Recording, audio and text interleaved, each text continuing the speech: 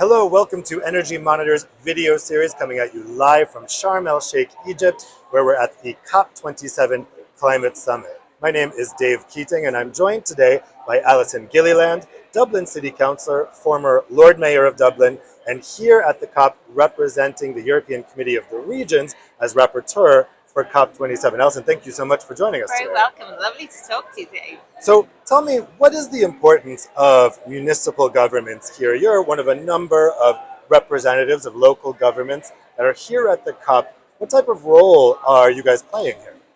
We're here, a group of us from the European Committee of the Regions, which basically is a representative political committee of cities, regions, all across 27 European countries.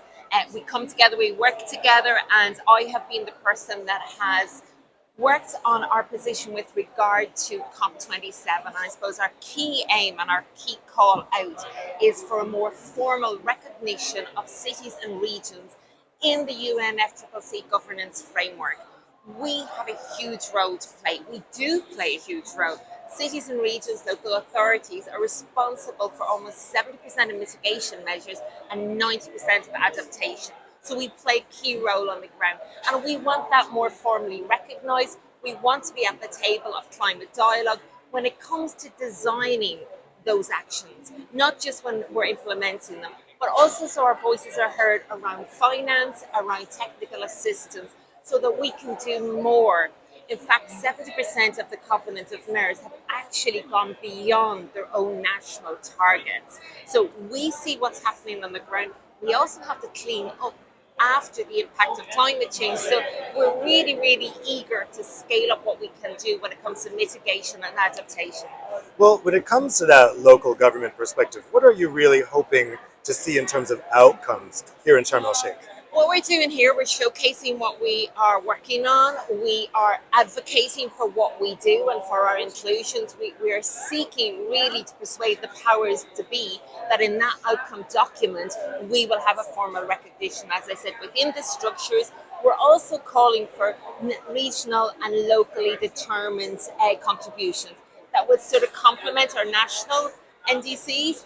But we think that if you actually split a country down into more sizable chunks and manageable chunks and evaluate and monitor what's happening on the ground, you can really identify those areas that are excelling, those areas perhaps that need a little bit more support, whether that be financial or technical or just a sharing of good practice and adaptation of measures. So at some point we'll get that agreement coming out of COP27. Maybe it'll be Friday, maybe it'll be Saturday, maybe it'll be Sunday, we don't know. But what needs to happen then? So whether or not you get what you'd really like to see in that agreement, what are the next steps after this weekend? Well, I suppose the strap line for COP27 is together for implementation. So it's all about implementation. It's getting back on the ground.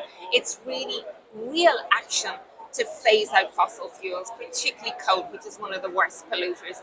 We need to scale up green energy to allow that to happen. So we're calling, we're here, we're willing to do our part. But I think the powers that be, particularly our bigger countries, and sadly they weren't here last week, they really need to act. They can't be small on climate. So what we're doing here is we're advocating, we're building alliances among our own local authorities, because we're ready, willing and able to do our bit for climate. So is the message really that local governments have a really important role to play here? They're an essential partner, but they can't do it on their own. And if the big players, the big countries don't show up, it's a problem, right? Put it this way, the big players can't do it without us. Yeah. And we need that recognition, we need that support, and we are here. Well, Alison Gilliland, thank you so much for joining us. I wish you best of luck for the rest of the COP. Thank you. And thank you guys for watching.